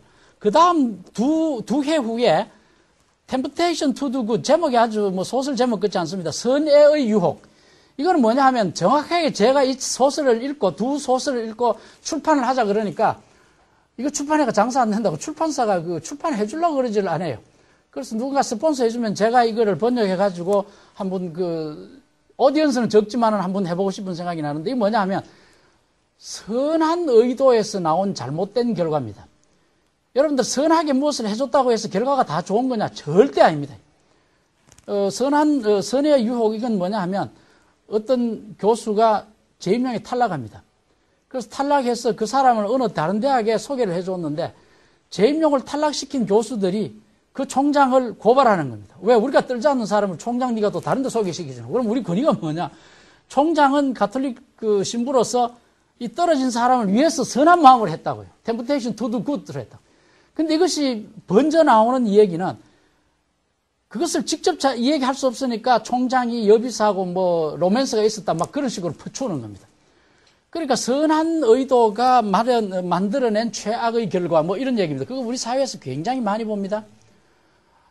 그래서 우리가 어떤 판단을 할 때 선을 기준으로 해야 될 것이냐 능률을 기준으로 판단해야 될 것인가 할 때가 있습니다. 여러분들 한번 예를 들어 볼까요? 내가 지금 비행기를 타고 가다가 사고가 날 지경이다. 저쪽에 내리면 한 명이 죽고 저쪽에 내리면 10명이 죽는다. 여러분들 어디에다가 내려야 될까요? 하여튼 둘 중에 한 군데는 내려야 된다고 하면 여러분들 10명이 있는 곳이 아니고 한 명이 있는 곳에 내려서 한 명 죽이는 게 옳다고 생각하겠죠? 그런데 그 죽는 사람 하나를 생각해 보십시오. 내가 10명보다 뭐하단 말이냐? 그 죽은 사람이 아인슈타인이라고 생각해 보십시오. 그때 과연 이게 공정하냐라고 이야기하면 그 누가 답변하겠습니까? 그래서 공리주의라는 것이 요즘 굉장히 비판받고 있고요. 공정한 사회도 조금은 아마 선거철이 오고 나면 이 공정사회 때문에 굉장히 발목이 잡히지 않을까 그런 생각을 해봅니다. 우선 급한 마음에 그런 캐치프레이즈를 하나 만들었던 것이 사례 없이 나중에 과연 이게 공정하냐, 너가 잡는 것이 또 잡는 것이 공정하냐 그러면 그 굉장히 호소롭게 돌아올 수 있습니다. 그 다음에 이제 드러크가 혁신하자는 이야기, 혁신을 조금 전에 말씀드린 것처럼 슌페트는 경제학 내의 혁신을 내생 변수로 봤습니다. 그거를 경영학 차원으로 내려서 혁신을 경제 성장의 동력으로 생각했던 사람이 피터 드러크입니다. 85년에 기업가 정신인데 정말 좋은 책인데 좀 잘 나가더니 요즘은 이제 조금 수그러지고 있습니다. 이 책도 다시 한번 공부를 하도록 그렇게 한번 하겠습니다. 90년에 비영리 단체 경영 책을 썼고요. 이제 거의 다 끝나갑니다. 그 다음에 이제 90년에서 2000년 사이에는 지식 생산성과 사회 생태학. 우리 사회가 살만한 사회냐? 동물이 살만한 사회? 인간이 살만한 사회? 어떤 사회냐? 그런 얘기죠. 여러분들이 살만한 사회인지 아닌지를 이 사람이 죽었는지 살았는지 파악하기는 굉장히 어렵습니다. 이 사람이 살았는지 죽었는지는 파악하기 굉장히 어렵습니다. 근데 죽었는 건 확실히 알 수 있습니다. 그러니까 사회도 살만하냐 안 하냐라기보다는 살 수 없는 사회가 어떠냐라는 건 알 수 있습니다. 적어도 살 수 없는 사회가 되지는 않아야 되겠다라는 게 이제 드러크 생각입니다. 히틀러 시대의 나치 독일, 김정일 시대의 북한은 사람이 살 수 있는 곳이 아니다라고 이 얘기는 분명히 할 수 있습니다. 대한민국이 살만한 사회냐? 그건 잘 모르겠습니다. 근데 북한이 살만한 사회냐? 그건 아니라고 우리가 이야기할 수 있다고요. 이런 얘기들을 드러크는 사회 생태학이라는 얘기로 정리를 하고 있습니다. 그래서 제가 처음으로 번역한 게 93년에 자본주의 이후의 사회고 저는 사실은 드러크 책을 거꾸로 번역했죠. 92년 말에 번역했는데 93년이고 그 후에 이제 95년 미래의 결단, 99년에 지식 경영 이렇게 했는데 그 후에 이제 53년도, 39년도 책을 거꾸로 번역했습니다. 거꾸로 번역하면서 이 드러크라는 사람이 지금 20세기에 말렙에 와서 했던 말의 원천이 과거에 이미 이런 얘기가 있었구나라는 것을 다시 한번 느끼고 그랬습니다. 그러니까 이 노학자가 마지막으로 매뉴얼화한 게 최근에 나온 드러크의 작품이고요. 왼쪽에 있는 건 저하고 같이 처음 만났을 때고, 오른쪽에는 우리 가족하고 갔을 때고요. 그 다음에 이제 해마다 드러크 만났을 때 뭐 이렇게 인터뷰하는 그런 장면이고요. 중간에 말씀드렸습니다. 프로이트는 1차 세계대전 이후 인류 문명의 저변에 깔린 파괴 본능을 깨뜨려 보았다. 프로이트는 인간에게는 스스로 의식하지 못하는 무의식 내면이 있다는 사실을 아무도 몰랐지만은 처음으로 알았다. 인류가 늘 기억해야 할 20세기의 한 특징은 프로이트였다. 그러니까 20세기를 여는 것이 프로이트였습니다. 프로이트는 20세기 이후 인간과 그 이전의 인간을 구분하는 경계선 역할을 했다. 그런 비유로 말하자면, 이건 제 얘기입니다. 드러크는 자본과 노동 대신에 지식이 생산 요소가 되었다는 사실을 파악하고 지식사회 이전의 육체 노동자와 그 이후의 지식 근로자를 구분 짓는 역할을 했다. 그러니까 나는 누구냐라고 할 때, 드러크를 우리가 어떻게 볼까 할 때, 다른 모든 거는 잊어버린다 하더라도 이런 정도의 공헌은 했다라는 걸 우리가 인식을 해야 된다는 것이죠. 그래서 2001년에서 2005년까지 죽을 마지막 5년에 2000년에 이 빈 대학에서 드러크 보고 명예 박사학위를 수여하겠다. 이 명예 박사는 진짜 명예니까 대부분 수용합니다. 그런데 거부합니다. 왜? 그 당시에 2000년에 오스트리아 정부를 신나치주의 세력이 잡고 있었습니다. 그래서 나는 그런 나라는 내가 벌써 60년 전에 탈출해온 나라인데 나치를 지지하는 외르카이드, 지금 독일에 가도 나치 지지자들이 아직 남아 있습니다. 왜 그렇게 발악적으로 하느냐 하면 아이들이, 부모가 아이를 안 돌봐주면 아이는 더 발악적으로 옵니다. 요즘 노조 스트라이크가 똑같은 현상입니다. 노조가 왜 저렇게 격렬하느냐? 봐주는 사람이 없으니까요. 그래서 목을 더 세우는 것이죠. 그래서 그걸 거부하는 겁니다. 우리 같았으면 뭐 그런 거 다 잊어버리고 받았지 않겠느냐, 그런 생각도 해봅니다. 이런 거를 영어로 하면 인테그리티라 그럽니다. 정직하고 성실하고 자기 했는 말에 뭐라 그럴까요? 책임을 지는 것이죠. 그래서 2001년에 드러크 3부작을 일본 사람이 편집한 거를 제가 일본 말로 번역한 것이 아니고 일본 사람이 미국 말로 편집한 거를 제가 우리나라로 번역한 3부작인데 이거 2001년, 2년, 3년에 굉장히 헛되를 쳤습니다. 프로페셔널의 조건, 이건 한 100세가 넘었고요. 이 책은 목사님들이 그렇게 많이 가져가지고 설교에 써먹었다고 그렇게 얘기하고 교장 선생님들 세미나에 갔더니 또 그런 얘기하고요. 이노베이트 조건은 그보다 조금 덜 나가도 그 기업인들이 많이 가져갔고요. 변화 리더의 조건은 사회 사업 하시는 분들이 많이 가셨고 2002년에 넥스트 소사이어티, 그러니까 2002년이니까 1909년이니까 93살 때 넥스트 소사이어티를 썼죠. 선생님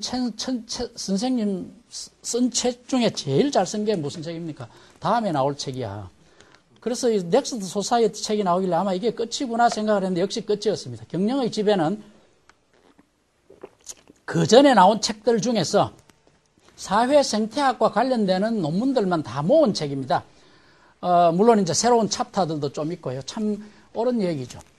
사람이 살만한 곳이려면 물이 맑고 물과 공기가 있어야 된다. 그 공기를 마시고 먹을 수 없을 때 되면 사람이 살 수 없는 환경이라고 얘기해야 되는 것처럼 사회가 인간이 살 사회가 되려면 그 인간에게 역할과 지위를 줘야 된다. 이런 말을 합니다. 조금 어려운 얘기인데 북한이나 나치 시대에는 우리 개개인에게 역할과 지위가 없는 겁니다.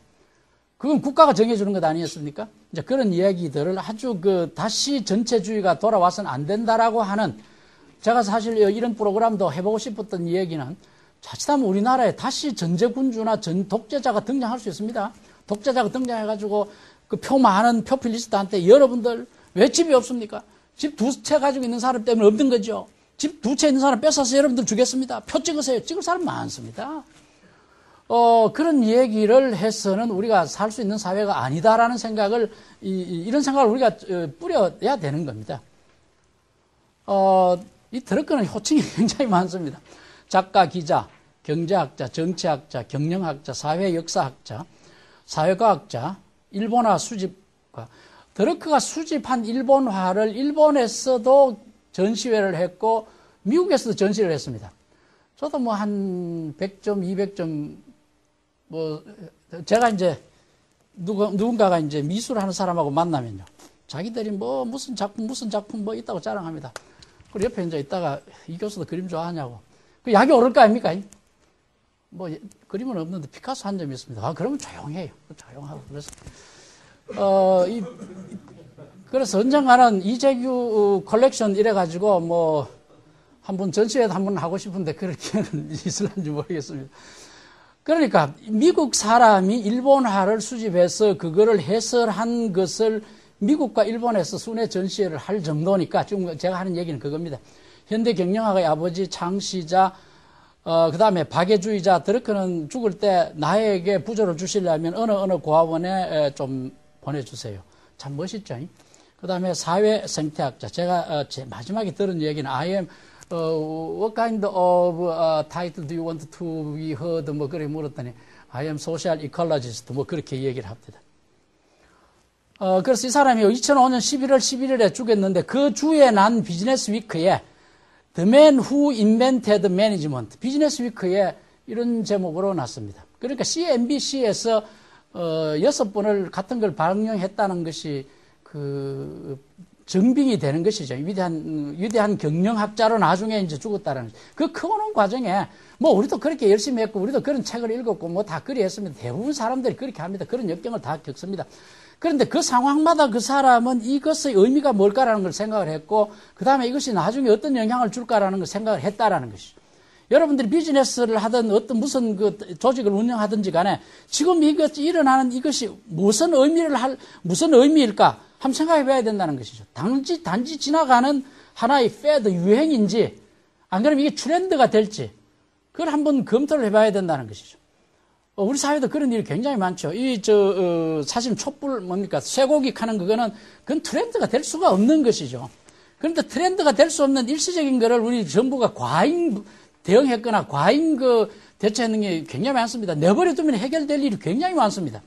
근데 그거를 큰일 났구나, 뭐, 이거 그냥 두면 안 됩니다. 뭐, 측근들이 얘기를 하니까, 과잉 반응을 하니까, 다 물 주고 과자 준다고 해서 갔던 아주머니들까지, 뭐, 놀기 삼아 갔던 아주머니들까지, 뭐, 이제 덩달아 일어나가지고, 이건 뭐 내가 무슨 큰일에 참여하는구나 하는 소영웅 심리, 남대문 불태워버리는 것도 그런 얘기죠. 나를 하도 알아주는 사람이 없으니까 불태워버리는 거죠. 그럼 놈이 불태웠노? 내가 불태웠다. 뭐 그런 게 소영웅주의죠. 그런 사람들이 사회의 전면으로 부각하지 않도록 하는 것도 참 중요하죠. 95세 11개월로 타계하다. 그래서 콜로라도에 있는 에스테스 파크라는 곳에 있는 작은 별장. 그저 뭐 1년에 한두 번 가족들 있고 여름에는 여름에 지나는 이 별장에 한번 일부러 가서 제가 한번 사진도 찍고 그렇게 했습니다. 그래서 피터 드러크 의록 중에서 가장 좋은 게 뭐냐 한 5가지를 뽑아봤더니 지식이 가장 중요한 생산 요소다. 지식은 끊임없이 개선되어야 한다. 경영은 사회적 기능이자 인문예술이다. 미래를 예측하는 가장 좋은 방법은 그 미래를 만들어버리는 것이다. 여러분들 야구팀이든지 축구팀이든지 만년 하위 그걸 당장 가려야 되는 것이죠. 근데 우리 박호근 총장님도 계시지만 우리 대학교 총장이라는 것은 그저 왔다 갔다 하는 경우처럼 우리나라 사람들은 그렇게 고매한 인격과 뭐 그렇게 얘기하는 경우 굉장히 많습니다. 요즘 총리 뽑는 것처럼. 그게 아니에요. 리더는 목표가 있어야 되고 그 목표를 만들어버려야 되는 겁니다. 그래서 저는 처음 책을 이렇게 쓰기 시작하면서 나 책 60권을 한번 써야 되겠다. 60살에 60권을 써야 되겠다. 목표를 정했는데 되더라고요. 그래서 저는 100권은 쓰고 주겠다. 뭐 지금 목표를 그렇게 정해놓고 있습니다. 그리고 그림 수집하면서 내 100점을 수집해야 되겠다. 100점 수집이 되더라고요. 우리 민남규 회장하고 골프도 한번 쳤는데 뭐 그날 제 못 쳐가지고 참 미안합니다만은 시간이 늦어서 미안합니다. 야, 골프를 치는 김에 홀인원도 한번 하고 이걸도 한번 하고 그 다음에 뭐고 싱글도 한번 해야지. 그거 되더라고요. 이제 제가 여행을 좋아하니까 여행 처음 시작하면서 뭐 마일리지 있고 옆에 뭐 어떤 사람이 뭐 비즈니스 그 클래스 클럽에도 들어가고 저거 뭐고 뭐 마일리지가 얼마가 되면 들어간대. 나도 100만 마일로 하면 돼야 되겠지. 되더라고요. 목표를 세우고 거기에 자기 자원을 투입한다는 것 중요한 거죠. 이거 드러크한테서 배운 저의 테크닉이라고 볼 수 있습니다. 경영은 삶을 바꾸는 일이다. 여러분들은 돋보리 하는 사람 아닙니다. 여러분들은 목적만 달성한 게 아니고요. 인간의 주변의 삶을 바꾸는 일을 하고 있는 것이죠. 제가 이제 2009년에 미국도 가고 비엔나에도 갔고요. 이런 거 갈 때 사실은 제 혼자 제 돈으로 가는데 그 비용, 시간이나 비용이 별로 만만치가 않습니다. 그래서 많은 사람한테 협조를 받고 그렇게 갔는데, 여기 계시는 분들한테 협조도 많이 받았고요. 캘리포니아 클레어몬트는 도시 이름이, 닉네임이 시티 오브 트리스, 파크스, 클럽스 앤드 PhDs, 뭐 그렇게 얘기합니다. 이 대학이 굉장히 유명한 대학입니다. 그 다음에 100주년 행사, 이렇게 뭐라 그럴까요? 플래그가 걸려 있었고요. 그 다음 길 이름 하나도 드러크 길이라고 이름을 하나 만들어주고요. 슈왈츠 제네거가 캘리포니아 지금 주지사 아닙니까? 이 길 만들 때 슈왈츠 제네거가 와가지고 테이프 커팅도 하고 그랬다고 들었습니다. 같이 독일 출신이죠. 그라츠 출신이고, 슈왈츠 제네가 그라츠 출신이고, 드러크는 오스틴 출신이고요. 이때 왔던 사람이 여러분들 기라성 같지 않은 사람이죠. 워렌 버리스, 켄 블렌차드, 짐 콜린스, 스티븐 코비, 찰스 핸디, 프란시스 헤슬바인이 와가지고 드러크에서 내가 드러크에게서 진 빚이 무엇이냐. 스티븐 코비 강의하는 거 들었고요. 스티븐 코비가 이 4L이라는 걸 세서 유명해졌죠. 밑에 우리가 살고, live, 사랑하고, 배우고, leave legacy. 뒤에 사람한테 유산을 물려주고. 그 유산이라는 게 꼭 돈만 얘기하는 것이 아니죠. 이 4L 이야기입니다. 그 다음에 살아있는 드러크라고 누가 소개를 합디다마는, 이 짐 콜린스는 드러크를 굉장히 좋아합니다. 왜 그러냐 그랬더니, 짐 콜린스가 드러크를 처음 만났을 때, 선생님, 제가 앞으로 어떻게 살아야 됩니까? 콜린스, 너 말이야. 네가 성공하는 거는 누구도 의심하지 않을 거야. 그러나 너는 주변 사람들을 잘 살게 해야 될 거야. 그 한마디가 이 콜린스를 세계적인 컨설턴트로 만들었다는 것이죠. 너는 주변 사람들이 잘 되도록 도와줘야 할 것이야. 그 다음에 이제 찰스 핸디는, 이건 시그모이드 곡선하고 같은 건데, 사람은 정점에 도달하기 직전에 다른 일을 시작하라, 그런 얘기입니다. 무슨 삶을 살든지 간에. 이 찰스 핸디도 우리나라에 많이 소개되어 있는데, 좀 박력이 없어서 이 책이 잘 안 팔리고 뭐 그런 사람입니다. 그런데 아주 참 통찰력 있는 말을 하고 그랬습니다. 언젠가 찰스 핸디 책을 공부를 좀 해볼까 싶어서 사진도 같이 한번 찍고 그랬습니다. 그 다음에 이제 조 하워 총장이 이제 하는 말이, 드러크는 경영학자를 넘어서 통합적 비전을 가졌다. 통섭적 연구를 했다. 인터디시플리너리 이런 말을 썼는데, 여기는 트란스디시플리너리 스타디 뭐 이런 말을 씁니다. 그래서 이걸 저는 통섭적 연구라고 번역을 했는데 뭐 적합하다고 생각은 하지 않습니다. 그리고 그때 이제 드러크 교수 사모님이 그 강의실에 와가지고 자기 남편 뭐 100주년 얘기하는 거를 이 건강한 모습으로 듣고 있길래 멀리서 하나 찍었고요. 그 다음에 이제 11월 8일 날 야외에서 밥 먹는 그런 장면 하나 찍어왔습니다.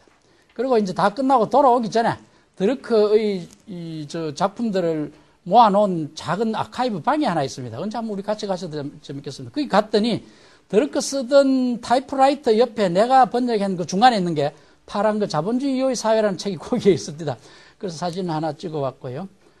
2009년에 이제 드러크가 오스트리아 비엔나에서 나서 유럽을 떠나서 영국으로 가서 미국으로 가서 뉴욕에서 캘리포니아로 왔는데, 다시 이제 드러크를 우리 오스트리아에서 찾자 유럽 사람들이 굉장히 많이 모여서 이 세미나를 했습니다. 오스트리아 공업협회, 여기에서 이제 그 세미나를 했는데, 시내 나가니까 드러크 책을 따로 또 전시를 하고요. 그 다음에 요제프 황제 사진이 있는 홀에서 세미나를 하고 뭐 그랬습니다. 그런데 버런트 마린이라는 사람이 밑에 그 독일어로 제헨 바스 카이너지히트, 아무도 보지 못하던 것을 비스 알레 에스 지힌, 그때까지 보지 못한 것을 먼저 본, 그러니까 이런 말이 있을 수 있죠. 다 아는 얘기지만은 아무도 그 인식하지 못하는 게 있습니다. 그거를 드러크는 이건 중요한 문제라고 인식을 했다라는 것이죠. 하나의 트렌드로 읽었다라는 것이, 영어로 하는 게 훨씬 더 낫네요. Seeing what nobody sees, 아무도 보지 못한 것을 먼저 본 사람, until everyone can see it. 그래 일정 시간이 지나면 누구 다 안다는 것이죠. 지금은 누구든지 쌀값이 떨어졌다는 걸 압니다. 근데 한 20년 전에 쌀값이 이렇게 되리라고는 아무도 모르는 거죠. 근데 드러크 책을 읽으면 50년대, 60년대 일본의 쌀값이 떨어질 거라는 걸 굉장히 빨리 알고 있습니다. 왜? 일할 사람이 없기 때문에 그 농업의 생산성을 높이지 않을 수 없다라는 거를 파악을 하는 것이죠. 그래서 나중 되면 누구든지 알겠지만은 통찰력 있게 그 앞서서 아는 사람, 이렇게 캐치프레이즈를 걸고 세미나를 하는 걸 봤습니다. 헤르만 지모는 드러크는 경영학자이기만 한 것은 아니다. 그렇게 얘기를 했고요. 그래서 제가 보기에는 앞으로 드러크라는 개인을 숭배할 것이 아니고 드러크리즘을 우리는 개성해야 될 것이다. 그런 생각을 해봅니다. 그래서 마지막으로 여러분들 CEO한테 드릴 말은 세상은 살만한 것인가라고 질문할 것이 아니라 세상을 살만한 곳으로 만들어야 된다. 여기에 오신 분들은 야, 이 세상 살만하냐 말이냐. 그렇게 질문해서는 안 되고 살만한 세상으로 만들어야 한다는 것이죠. 이 월덴 폰드라고 유명한 헨리 데이비드 소로, 이 이 콩코디아 지방에 있죠. 보스턴에서 좀 떨어져 있고, 이 헨리 데이비드 소로가 이런 말을 했습니다. 대다수 사람들은 조용한 절망의 인생을 산다. 조용하게 살지만은 불평이 없는 거 아닙니다. 어쩔 수 없이 사는 거죠. 이 헨리 데이비드 소로가 그런 말을 했는데, 거꾸로, 우리 몇 분 모시고, 오스트리아 비엔나에서 제가 이 프로그램을 일부러 이 코스로 넣었는데, 우리나라 사람들은 잘 모릅니다. 근데 이 페트 알텐버그라는 오스트리아에서는 꽤 잘 나가는 소설가였는데, 시인이었는데, 이런 말을 했습니다. 인생을 예술적으로 살아가는 것은 삶의 예술이다. 제가 영어를 조금 바꿨는데, 우리 인생도 예술적으로 살 수 있는 것이죠. 그저 닥치는 데서 사는 것이 아니고. 그래서 삶 자체를 예술로 한번 바꾸자. 그런 말을 이 알텐버그가 했는데, 그 비엔나에 가면 카페 젠트랄 하는 게 있습니다. 거기 앞에 가면 요 사람이 왼쪽에 앉아있던 사진 그대로 마네킹이 하나 앉아 있습니다. 그럼 사람들이 옆에서 앉아서 사진도 찍고 머리도 만지고 그런 게 있는데, 이게 참 재밌는 말이다라고 생각해서 이 사람처럼 체념해서 살 것이 아니고 삶을 좀 멋있게 한번 살아보자. 그래서 드러크적인 삶이라는 건 뭐냐. 개인적 성공을 넘어 사회에 공헌하고 한 번뿐인 삶을 예술적으로 살아가자.